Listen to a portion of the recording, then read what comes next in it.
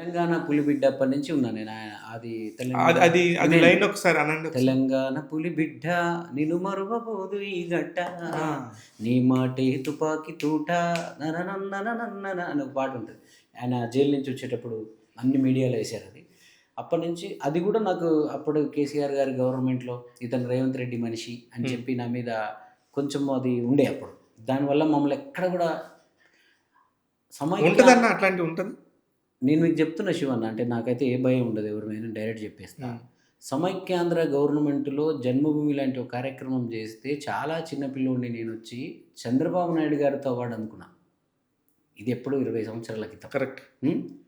గత 10 సంవత్సరాలలో నాకు ముఖ్యమంత్రి ఎక్కడుంటాడో తెలవదు. సచివాలయం ఏడుంటదో తెలీదు. ప్రగతి భవన్ ఏడుంటదో తెలీదు. రవీంద్ర భారతి ఎట్లుంటదో తెలీదు.